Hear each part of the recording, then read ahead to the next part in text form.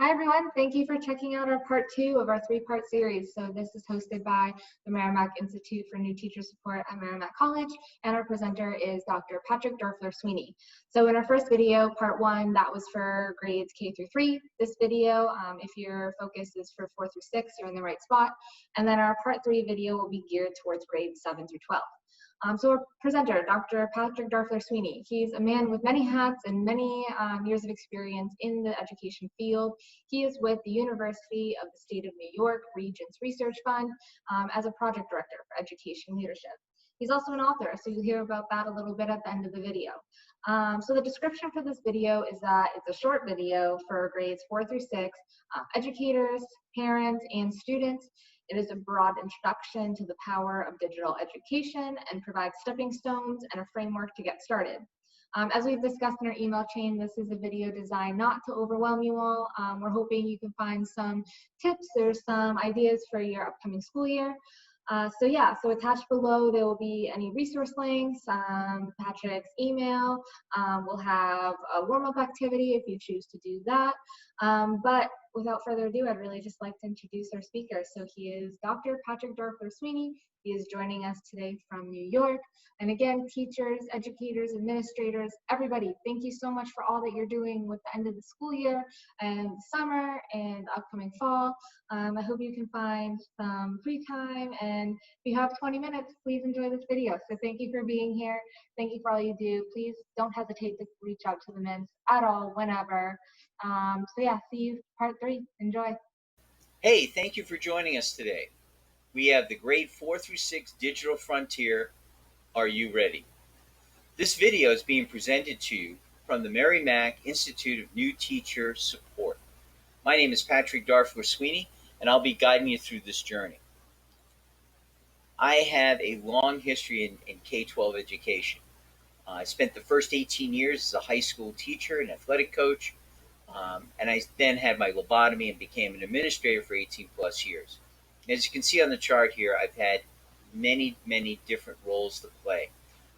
The last role I played in schools was as a superintendent of schools, and currently I work for the University of State of New York Regents Research Fund. I'm assigned to the State Education Department in New York, and I am the project director for developing pilot programs for principal building leaders. And this program that we're doing currently is a competency-based model. Anyway, my digital education primarily came in the form of my doctoral studies at Seton Hall University, where I had the great honor of studying under Alan November. Alan November is located here in Massachusetts. He runs his own institute known as November Learning. And I'm going to tell you right now, that is the best place to start your journey of getting resources and ideas to what we have to do here. The pandemic is something that none of us could obviously predict. And suddenly being told everything that you did up to this point, you're now in a period of 24 hours going to have to do it differently. Shocking to the system. It was a shock to students, the teachers, the parents, to everybody involved. It also highlighted that we have many issues in our education world. Issues of equity, issues of preparedness, issues of self-reflection. What are we doing? But that's not what this is about. This is about giving you some ideas and getting you down that path securely and with a good deal of confidence. All right? So we want you to keep calm, but most importantly, I want you to know it's not your fault. Okay? It's not your fault that you weren't ready. Okay? It's not your fault. The fault lies with my generation. We screwed up. Okay? Going back to the late 1970s, the mantra in all teacher preparation programs was to keep updated. I mean, sounds pretty simple. It wasn't presented to us as being a choice. We were told that it's part of your ethical and moral obligation in accepting the profession of being an educator. You have to keep updated. So think about it. I mean, the internet has been around for over 20 years. And when you think about it in those terms, to look at what happened to us in the last few months, not being prepared, doesn't make any sense. The fault lies with the leadership, and my generation was the leadership. And I'm here to say, on behalf of everybody my age who are leaders, we're sorry. It's not your fault. But let's fix it, okay? It's not about finger pointing. Video game recorder developers have all gotten a bad name by teachers. I mean, how many times you've walked into a faculty room or had a discussion with your colleagues and go, oh my God, you know, Sally Joe or John, Mary, or whoever, Kenesha, they're all on video games. We can't get them off of it. They're hooked on it. I thought about that. And I said, maybe they know something that we know that we forgot. Think about a video game. A challenge is put before the player. The player gets started and fails. Okay? In fact, it's designed that nobody can go in there cold and have complete success. Okay? It's not this, that's not how they learn. They immediately can hit a reset button, take the knowledge they just acquired, and reapply it, their new knowledge, to see and measure whether or not it's successful. They can retry, they can have as many trials as they want until they reach the successful level, and everybody goes, yay! And what do? They put a harder challenge out for the next level. Sound familiar? Yeah. Yeah. Taken right out of Teacher Education 101. Present a child with challenge, accept the fact that failure is part of the process of learning. How many of us actually are doing that? It's time to change that. Video games also understand the power of feedback. The feedback on a video game is instantaneous. Okay? And if there's one thing you're to take away from this video, I would say feedback. Okay, if I had to be a school leader again, I would get in front of my faculty and say, okay, I know nobody likes change. We're going to make one change only. Okay, and it's going to be amazing. We're going to see all of our student achievement scores go up. We're going to see teacher satisfaction go up. We're going to see effectiveness go up with this one change. And here's one change. Okay, any work that you assign a student, you must give them feedback within 24 hours and no longer. If you fail to do that, the student automatically gets 100. I can hear people going, oh my God, what are you, nuts? But let's think about this for a moment. And we were taught this. The average 35-year-old has been on the earth for over 21,000 days. The average 8-year-old, it's 2,000 days. And then, you sliding scale, obviously, you can do the math from there. But let's think about this. 24 hours to a child who's only been on the earth for 2,000 days seems a lot longer than 24 hours for a 35-year-old. And then let's not even get into those people who are like me, almost 60. A day, what's a day? A day is a moment, all right? But to that young child, it's a long time. And I can't tell you how many times I've heard teachers get so upset. They take it personally. They give back a written assignment or something, days afterward. They've written basically a dissertation on the paper about all these wonderful insights, things they should do. And they're thinking how wonderful this is. Kid looks at it, looks at the grade on top, grumbles it up, throws it away. People are like, what the heck? The kid is not disrespecting you, even though you probably have taken it that way. What the kid is doing is giving you feedback. You know what that feedback is? They don't remember what it was that you just graded. And it's likely, since the class continues beyond when you gave that back, you went on with the class anyway, regardless of what feedback they had to apply again to move forward. Okay? Not so good. The Web 2.0, the internet that we talked about, and the possibilities of it are lying in the fact that feedback can be instantaneous. It's that feedback cycle with learning and engagement that is the key. Video game people know about this, and those who are digitally ready take advantage of it. But feedback is just basic, good old teaching. Things that we were taught long before a laptop was something that any of us could afford. Okay? But feedback is also a double-edged sword. Stanford University in 2016 did a study, and what they found was the average middle school student, which is basically the age group we're talking to today, 4 through 6, 80% of them could not differentiate whether an advertisement was real or not. They easily identified a traditional coupon or a traditional ad that had a coupon associated with it, and go like, oh yeah, that's not real.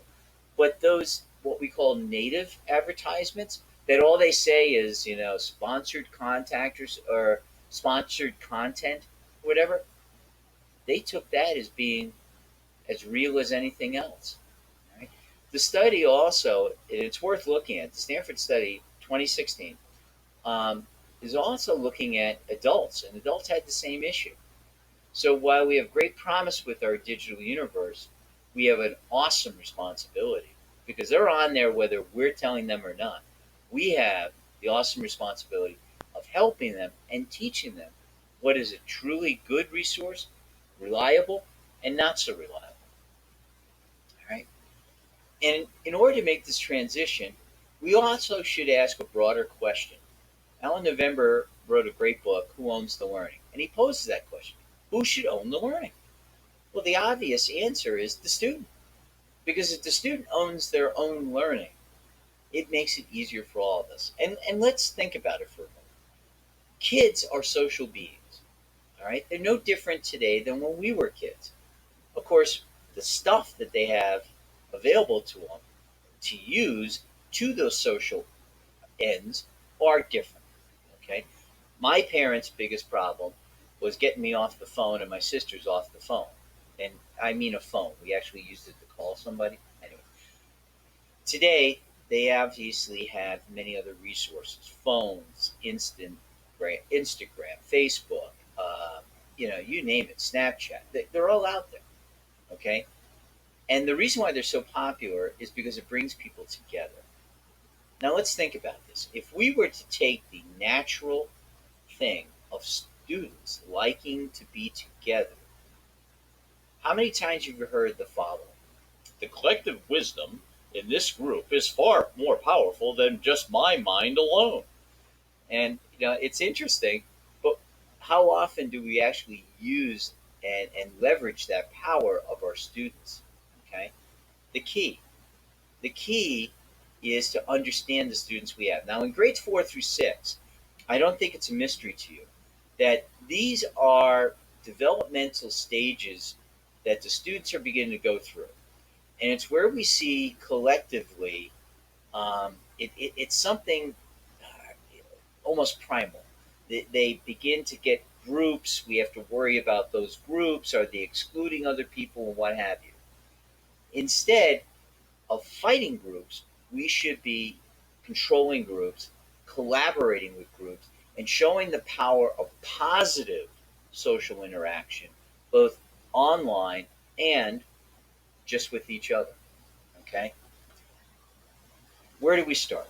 We start with the very premise of what all or almost all school districts have. How many of you have looked at school districts and saw the premise on there? Our goal, our mission is to make a lifelong learner. Well, how about we actually do it? Okay? Because we don't. All right? We need to make the premise of all of our students to be world-class researchers. Each student should be a researcher unto themselves. Okay? Sound good, right? But how do we approach it? When I was in teacher school, we were taught the Socratic method. We were the center of the stage, and we asked these amazing questions. Well, we asked questions, and we're bringing out knowledge of the students. And what did this do? It basically made us great at manipulating questions for answers, and it made students great answers of questions. And when they answered correctly, we supported their answers. So they basically were learning, okay, I'm an answerer here. That's what I do.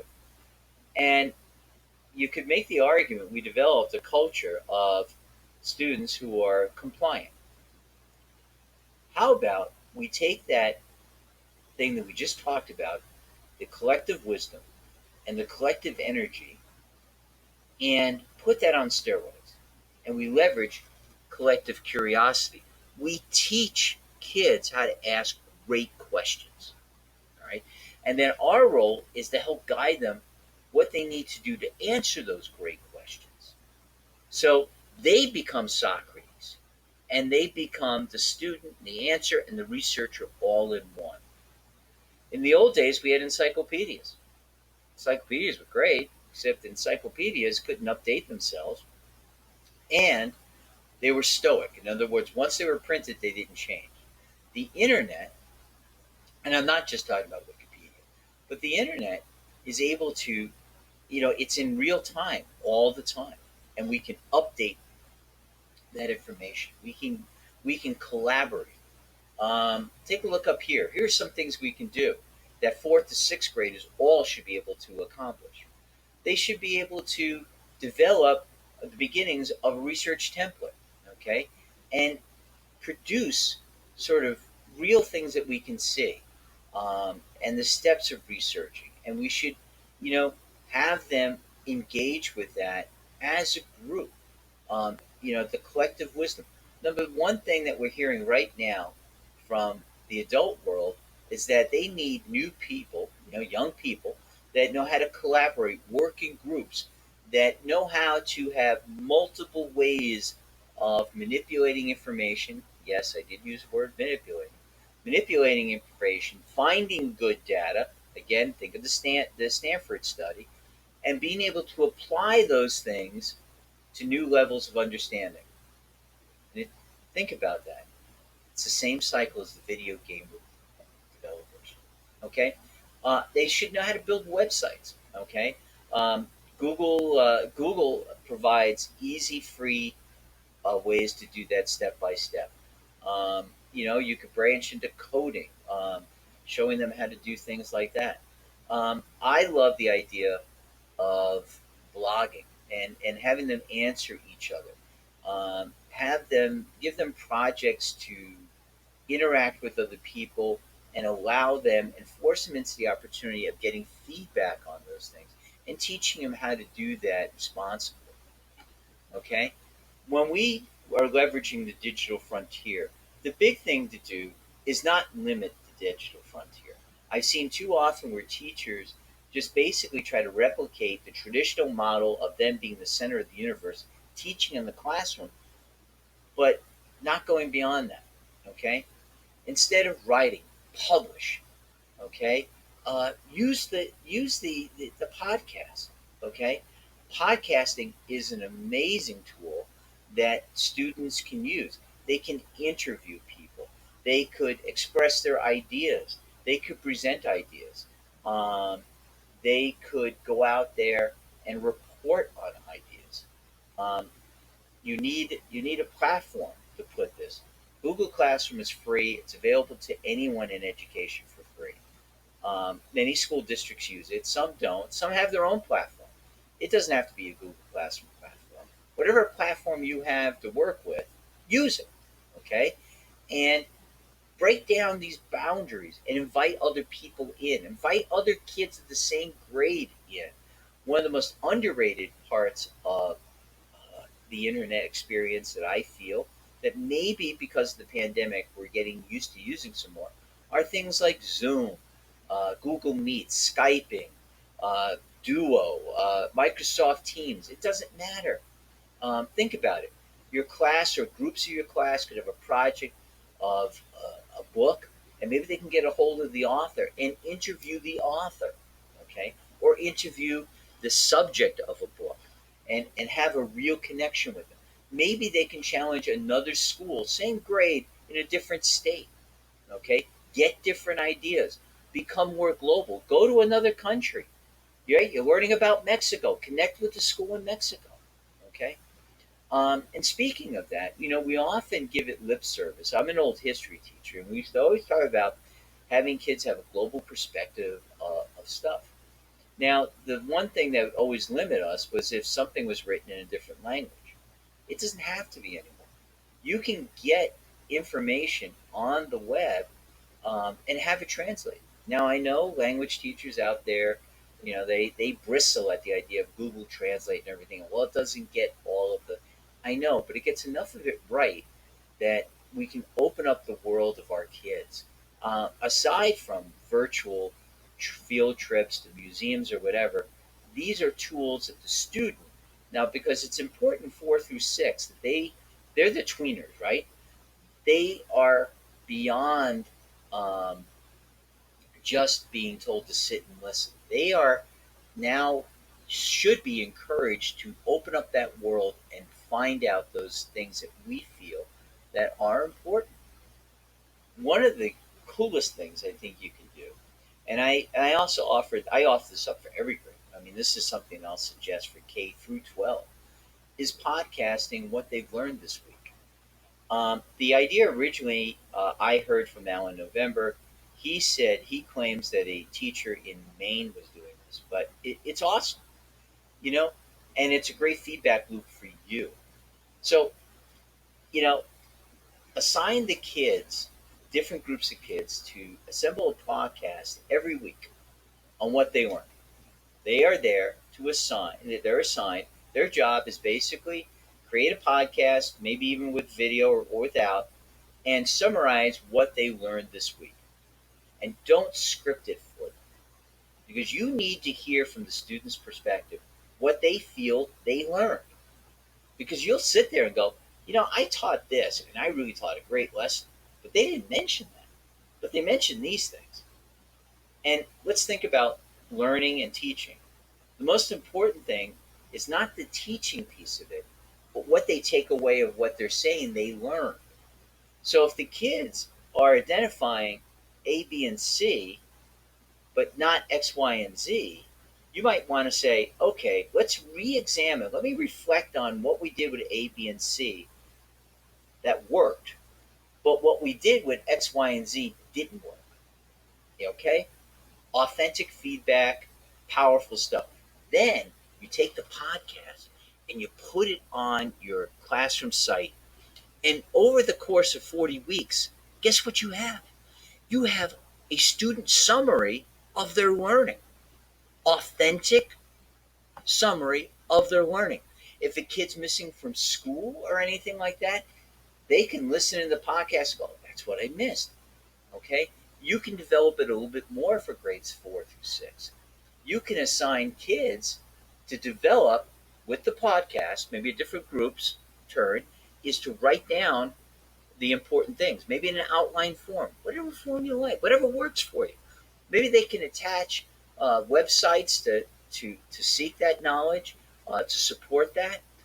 Maybe if you're a math teacher, you support it with some entries from, I can't think of, from Alpha site. Okay, great site for those things. Maybe you can have them support it with Khan Economy Academy, economy, Khan Academy. But a whole host of things. And if you're looking for a kickoff, beginning of the year, what better than the student reflections on the pandemic? You know, have them interview people, have them interview their parents, interview teachers, have them tell their own stories. Get it kicked off that way. All right. Gave you a lot there in a short period of time. Now, here's the most important thing. Do one thing. Don't worry about anything else. Those are like a menu of choices. But do one thing. If the only thing you do is work on the feedback loop, you will have done an amazing thing that you haven't been concentrating on before. Whatever one thing you choose to do, remember, that's an enhancement over what you did before. And I guarantee you, your one thing will lead to a billion other things. Okay? Copy of this presentation is available to you at the end of the video. I have listed up there my email address because I love talking about this stuff and I would love to continue the conversation with you. I have a blog where I post things occasionally and some resources. And then I've also listed there for you November Learning website address for resources for educators. As I said, it's a perfect place to start. Perfect place to start. Most importantly, I want to thank you. You are the second most important people in our society next to parents.